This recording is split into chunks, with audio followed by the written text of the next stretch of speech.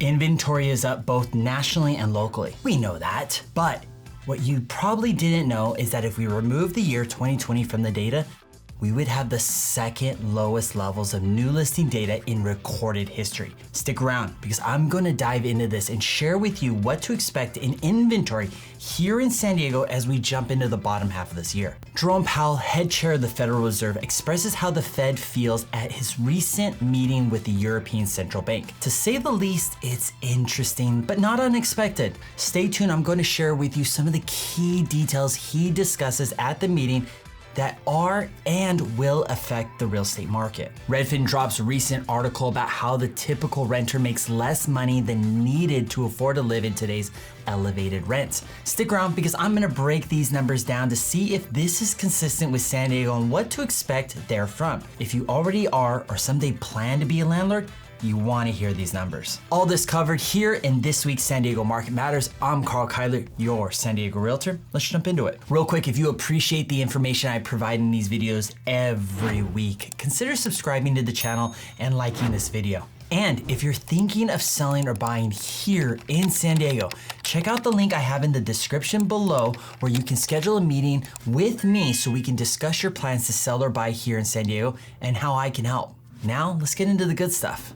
National new listing levels have likely peaked, meaning that for the rest of the year, less and less new properties will be coming to the market and buyers will have a few less options to pick from. Here's a national report on new listing data. As you can see, typically between May and August, the market hits its peak new listing numbers. Logan Motoshami, lead analyst for Housing Wire, was hoping we would peak at 80,000 this year, but it looks like the highest we will get was 72,329 new listings back in late May, short about 10% of what he was hoping for. When we look at this graph for the last 3 years, we see that we are still a bit of a ways off from the 2022 peak levels. Something to recognize here is that levels shot up in 2022 between May and August. And guess what was happening to mortgage rates at that time? That was when the Fed stepped in aggressively and started raising the national Fed funds rate, which caused mortgages to raise and shoot through the roof. We can contribute this jump in inventory to sellers wanting to sell and then buy before rates got too high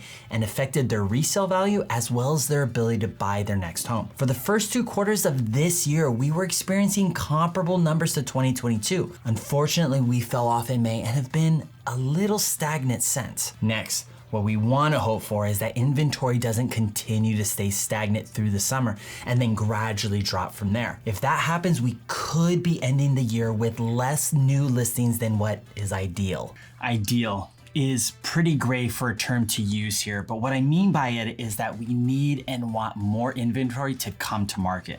Rates have helped enough to keep prices on real estate from continuing to increase like crazy. The next step is to increase inventory.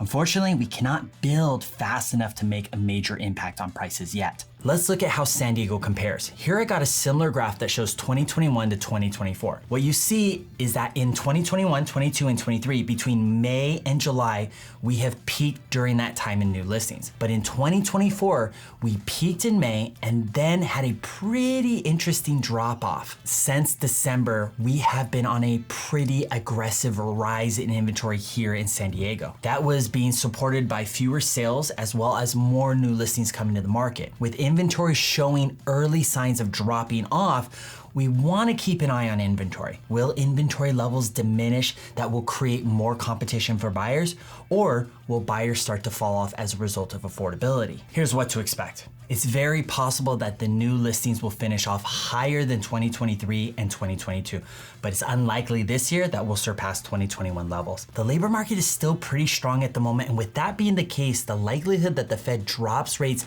this year is low. Lowering of mortgage rates not only affects buyers, it affects sellers who need to buy after they sell. Without a drop in rates, only those that will have to sell will actually sell. By those that have to sell, I'm referring to homeowners that have a change in their lives that requires a move. For example, a job transfer out of state would likely require someone to need to sell. Someone retiring and moving to a lower cost of living. A family having a baby would likely require them to need a bigger home, so they would need to sell their initial one. These are a few examples of homeowners that will have to sell. The thing to keep in mind is that affordability is connected to a lot of factors, interest rate being a primary one for buyers. Affordability is also connected to inventory. If inventory is low, prices either go up or they hold. If inventory is high, prices come down, thus being more affordable. As I reported last week in my San Diego Market Matters video, we are seeing a cooling off on price growth. But if inventory stays low, the cooling off is going to stay at a very, very low rate, or it could possibly reverse. So if you're waiting the market out, and I promise I'm not picking on you, but please look at the data. Inventory is so low. Prior to COVID, from 2014 to 2019, San Diego used to average over 5,000 new listings a month during the peak of the year. That's 30% higher than we are now. And guess what? Those weren't high numbers either for San Diego. Nevertheless, continue to keep your eye on inventory. Now, on to the next topic. Jerome Powell, head chair of the Federal Reserve, covered a number of topics at his meeting this last week at the European Central Bank. You'll find the link to the full meeting in the notes below. Let's jump into this and to a shot of what Jerome Powell had to say about rent prices and inflation. You can see the labor market is cooling off, appropriately so, and we're watching it very carefully. But it doesn't look like it's heating up or presenting a big problem for inflation going forward. Indeed, it looks like it's doing just what you would want it to do, which is to cool off over time, not quickly, not suddenly, not steeply. It's kind of what we've been hoping to see and have been seeing. So, and services generally they're such a mixed bag, particularly non-housing services are a mixed bag. Some of what you're seeing is catch-up inflation from inflationary pressures that happened earlier. That's true with insurance. It's also true with housing services inflation, where you've got some pent-up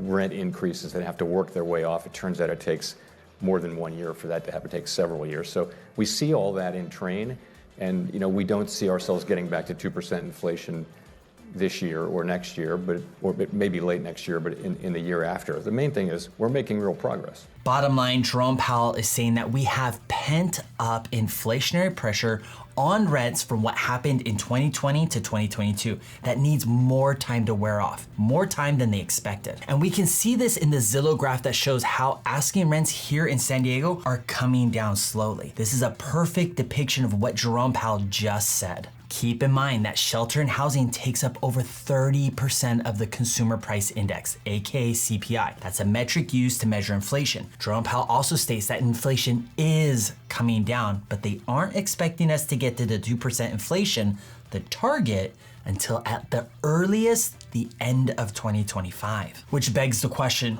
why would they do a rate cut this year? It's not that the feds need to hold rates until inflation hits 2%. By that time, it's believed it would be too late. But we are barely showing signs of disinflation. So it seems like we need to wait quite a bit longer until a rate cut seems more reasonable. Now, many are hoping for a single cut to happen by the end of 2024 with multiple little cuts into next year as we gradually approach 2% inflation. But only time will tell. We do think policy is restrictive, and we think that's appropriate. I think if you look at the labor market in particular, you're seeing demand for labor gradually come down in the form of job openings, and now a slight softening in unemployment in the form of wages. You see demand coming down, not just the supply that we're getting, but also demand coming down. You also see the effects of high interest rates in the housing market and in some other interest rate sensitive things. So you see that, and I do think that restrictive policy is working hand in hand with this broad supply side recovery we've had, where we've seen the unwinding of the shortages and bottlenecks from the pandemic. We've also seen a recovery in labor force participation among prime age individuals in the U.S., and then some immigration, which has also been a positive supply shock. So we've seen all those things work together to give us really significant declines in inflation. At the same time, we've got a strong labor market and growth. This was it's a great outcome for the people that we serve, and it's one that we want to do everything we can to foster. Here's something to keep in mind. Jerome Powell and the Federal Reserve does not care about increasing ownership.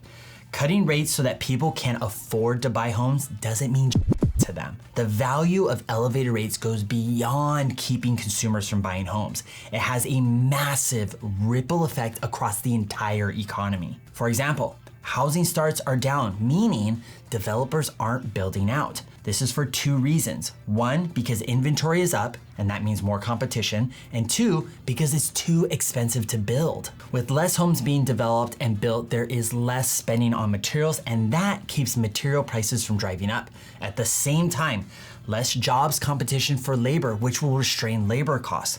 With less work, the labor force becomes more competitive with itself, thus reducing costs. Now, let's wrap things up with a recent report on rents by Redfin. Redfin headline reads, renters must earn $66,120 to afford the typical U.S. apartment.